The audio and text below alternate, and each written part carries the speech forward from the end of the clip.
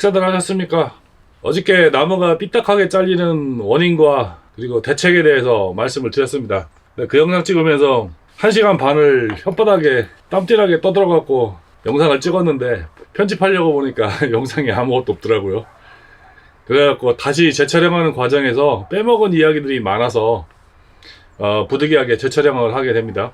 나무가 삐딱하게 잘리는 원인은 제가 여러 가지를 말씀을 드렸었는데요. 첫 번째 이제 요 톱날 바의 가운데 있는 홈의 간격이 넓어져서 톱날이 레일에 딱 끼지 못하고 이렇게 흔들리는 경우, 그런 경우 이제 나무가 이렇게 삐딱하게 잘린다고 말씀을 드렸고요.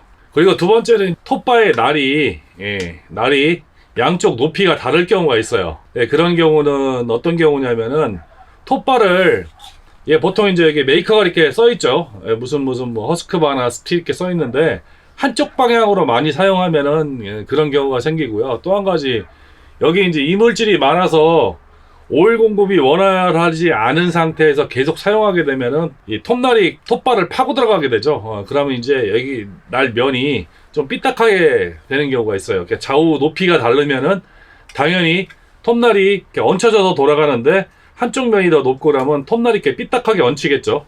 이게 삐딱하게 얹히면은 결국은 한쪽 면으로 이렇게 파고 들어가는 경우가 생기고요. 또 한 가지는 날 문제 있죠. 날 연마 각도가 좌우측이 다를 경우, 그런 경우에 이제 나무를 이제 똑바로 자르지 못하고 이제 삐딱하게 잘리게 되는 원인이 되는데요.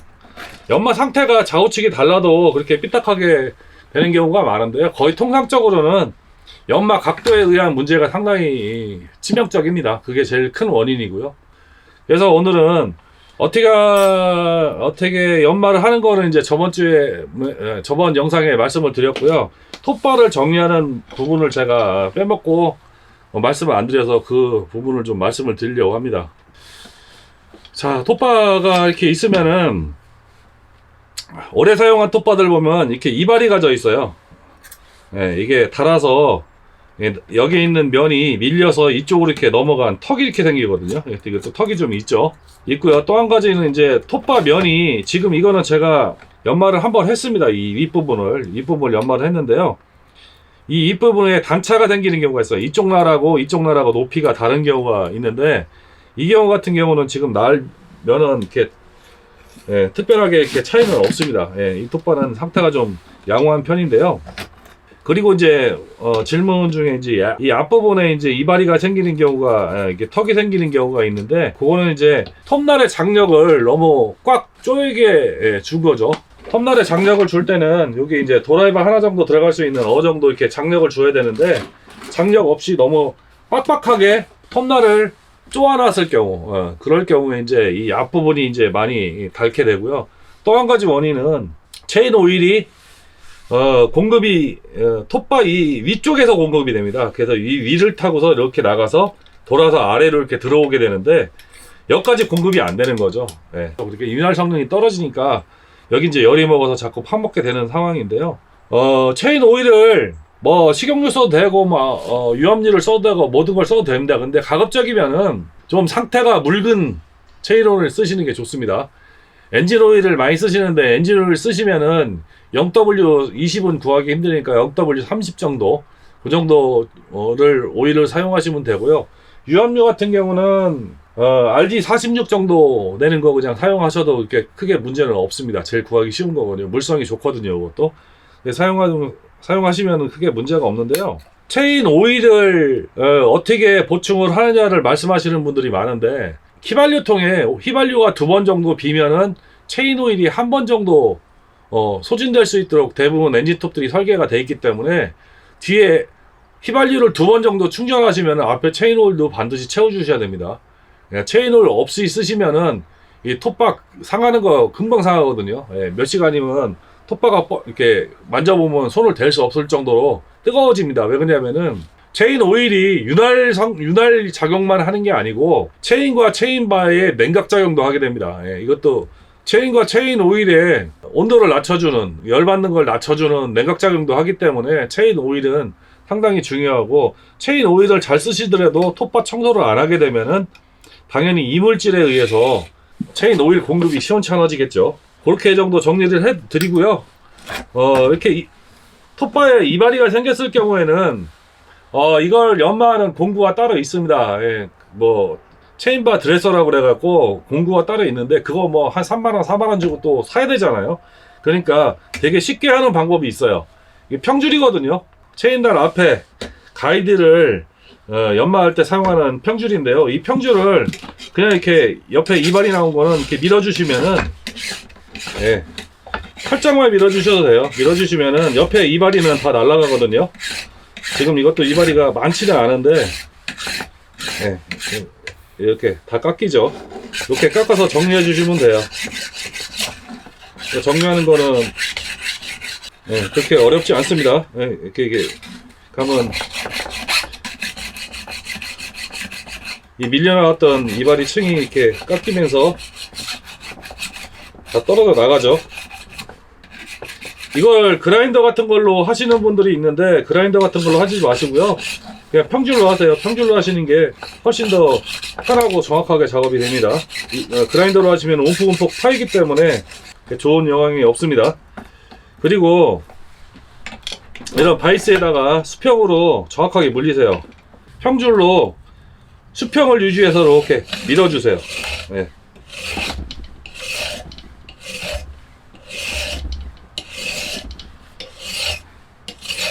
그럼 서걱서걱 밀리는 느낌이 나죠. 네. 근데 통상적으로 나무를 자를 때 사용하는 이 중앙 부분, 이 부분이 가장 많이 연마가 닳거든요. 이 팁 부분이라든가 이 앞쪽은 거의 닳지를 않아요. 그래서 밀으실 때 이 중앙 부분만 미지 마시고 이 뒷부분부터, 예, 뒷부분부터 전체적으로 밀어 주셔야 돼요. 예. 뒷부분부터 전체적으로 다 연마를 하셔야 됩니다. 이 앞부분까지. 그래야지만이 수평을 유지할 수가 있어요. 자신 없으신 분들은 이 엔진톱 전문점에 가주시면은 이 톱바 연마는 어느 정도 해주실 거예요. 그래서 그쪽으로 맡기셔도 되고요. 또 양쪽을 다 이게 작업을 해주시면 되겠죠. 이게 생각보다 안 갈릴 것 같은데요. 평줄로 하시면은 되게 잘 갈려요. 예, 듬뿍듬뿍 갈리기 때문에 그렇게 많이 작업을 안 하셔도 돼요. 그리고 이 면을 보셔갖고 면이 되게 일정한지 안 한지만 이렇게 손으로 만져보시면은 갈렸는지 안 갈렸는지 금방 표가 나거든요. 이렇게 보시면 하얗게 면이 똑부러게 잘 갈렸죠. 이렇게 사용하시면 됩니다. 그 외에 이제 이렇게 골넓이가 넓어진 것들은, 예, 넓어져서 엔진 톱날을 끼면은 톱날이 딱 고정이 안 되고 이렇게 헐렁헐렁하다든가 그러면은 이 톱바는 버리셔야 돼요. 이 틈을 좁힐 수 있는 방법은 아직까지는 없습니다. 예, 그래서 저도 망치로 때려보고 해봤는데 톱날은 좁혀지지 않아요. 이 톱바의 간격은, 예, 좁히기가 되게 어렵습니다. 이거를 뭐 어떻게 뭐 줄일 수 있는 방법은 아직까지는 없는 것 같아요.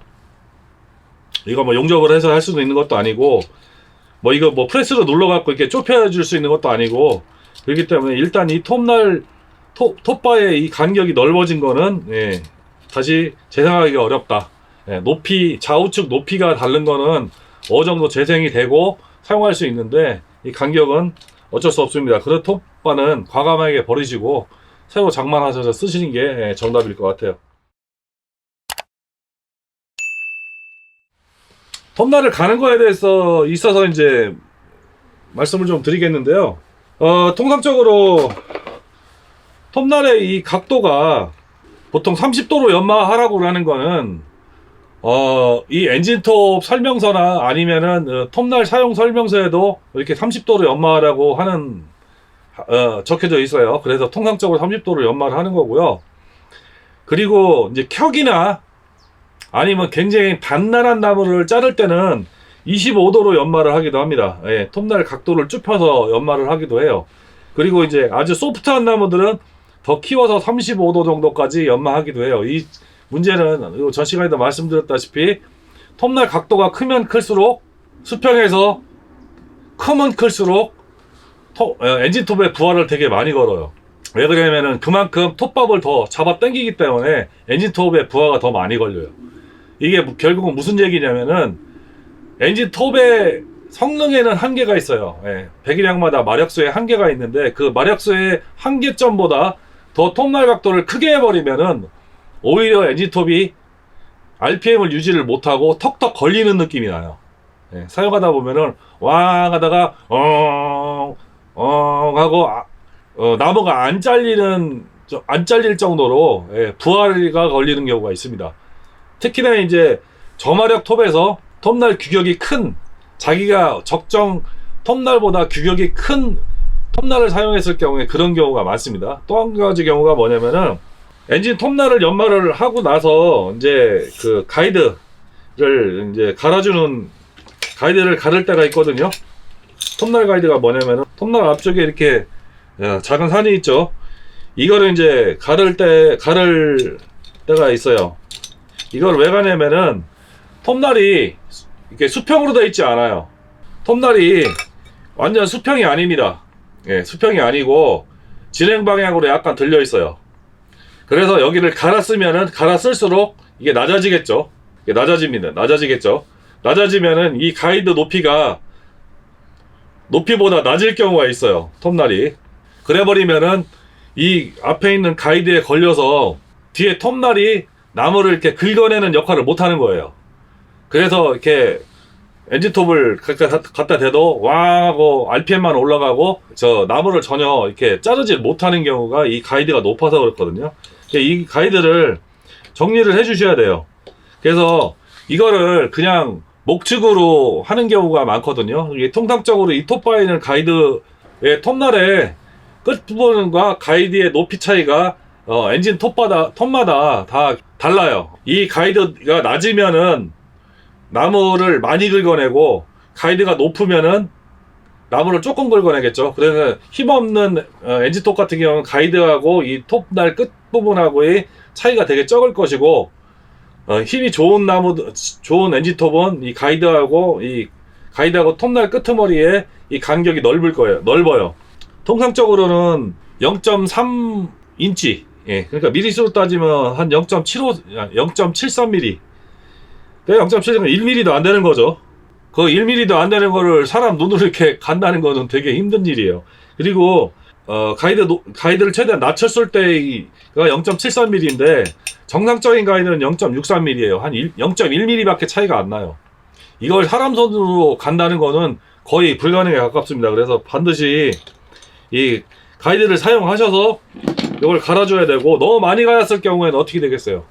엔진톱이 나무에 딱 박히면, 엔진 톱날이 나무에 딱 박히면은 엔진톱에 힘이 없어서 나무를 못 끌어들이는 거예요. RPM이 떨어지고 엉엉엉 하고 엔진톱이 멈추는 경우가 대부분 이 가이드를 잘못 갈아서 그렇거든요. 그래서 이 가이드를 많이 간다고 해서 무조건 나무가 잘 잘리는 게 아닙니다. 그래서 가이드는 반드시 가이드 게이지를 사용해서 갈아주셔야 돼요. 그리고 이 톱날을 한 서너 번 정도 연마를 하시면은 이 가이드는 한 번씩 갈으셔야 됩니다. 확인을 하시고 갈으셔야 됩니다. 높이 올라왔다 그러면은. 그래서 요 3박자 엔진톱, 톱날 연마 상태, 연마 각도, 그리고 이 가이드 높이에 따라서 엔진 톱이 잘 드냐 안 드냐가 결정이 됩니다. 예, 그래서 여러분들도 이 3박자를 잘 맞추셔야지만이 잘 갈린 톱날은 웬만한 나무들 다 무 잘르지 숭덩숭 자릅니다. 예. 그렇지 않고 잘못 갈리면은 잘리지도 않고 승질만 나고요. 그래서 이렇게 요 3박자를 잘 맞춰서 연마를 하시면은 여러분들도 내가 가진 엔진톱의 성능을 최대한 100% 다 사용할 수 있는 실력이 되는 겁니다. 자, 오늘은 간단하게 보충 설명을 해드렸는데요. 저도 엔진톱을 만진 지는 거의 30년이 넘었습니다. 뭐 대학교 저학년 때부터 만졌기 때문에 89년 그 정도부터 만졌으니까 3, 4년 정도 만진 거네요. 그런데 그전에는 이런 걸 전혀 모르고 사용했었어요. 아예 몰랐죠, 아예. 그래서 근데 이제 최근에 이제 유튜브가 많이 보급되고 이제 이런 강의들이 많이 이제 알려지고 그러면서 저도 이제 국내에서는 이런 말씀을 해주시는 분들이 없어가지고 대부분 유럽에 있는 뭐 폴란드나 뭐 체코, 스위스, 미국 이런 유튜브를 보고 전부 저도 알아낸 사실들이거든요. 그래서 엔진톱 이런 뭐 날 연마하는 거라든가 이런 것들은 불과 저도 이걸 체득하기 시작한 지가 한 뭐 7, 8년, 10년 그 정도밖에 안 돼요. 근데 여러분들 이제 엔진톱을 사용하시는 분들은 많은데 대부분 이런 거에 대한 생각을 거의 안 하시고 사용하시죠. 그냥 뭐 대충 쓰다가 엔진톱 날 이거 뭐 잘 안 들으면 까짓 거 뭐 한 2만 원 하니까 또 하나 사서 또 끼고 이렇게 해갖고 엔진 이 톱날만 뭐 집에만 20개가 있다는 거 자랑하시는 분들도 있던데, 이거 하나 가지시면요 한 4, 5년 써요. 저도 지금 엔진톱이 지금 3개거든요. 3개인데 그 중에 이제 하나는 90날 쓰는 뭐 조그만 톱이라서 그건 거의 사용을 안 하고요. 톱 이제 허스크바나 톱만 2개를 사용하는데 하나는 20날이고 하나는 21날이에요. 그래서 20날 2개, 21날 2개를 가지고 번갈아 지금 사용하고 있는데, 뭐 사용하는데 이렇게 불편함은 없습니다. 여러분들도 엔진 톱날을 좀 연마를 하시면은 돈 아끼는 거죠. 1년에 톱날 한 개씩만 아껴도 한 2만원씩 아끼는 거죠. 예. 2만원이면은 휘발유로 따지면 꽤 많은 양이죠. 저 같은 경우는 1년에 한 10톤 정도 남으면은 기름만 뭐 한 만원, 2만원 그 정도 소진을 하는 것 같고, 나머지 이게 톱날 같은 경우는 거의 안 사본 지가 지금 한 3, 4년 된 것 같아요. 톱바만 지금 작년에 하나 사봤었고 그 외에는 사본 적이 거의 없기 때문에 그것도 돈을 상당히 아끼는 것 중에 하나죠. 많이 아껴서 이렇게 연마하는 기술도 좀 습득을 하시고 그러셨으면 좋겠어요. 따뜻한 겨울 얼마 안 남았는데 나시기 바랍니다. 감사합니다.